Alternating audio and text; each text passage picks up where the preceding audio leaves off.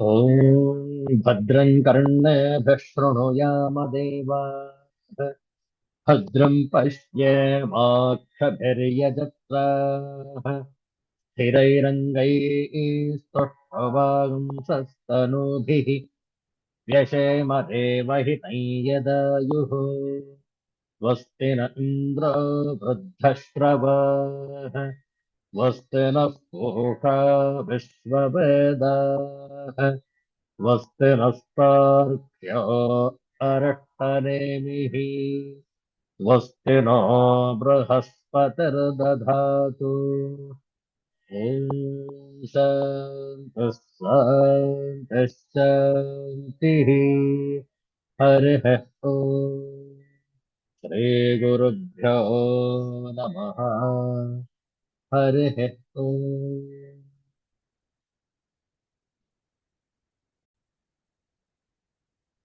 Universal prayer. Let's chant this together. O hidden light, vibrant in every atom. O hidden light, shining in every creature.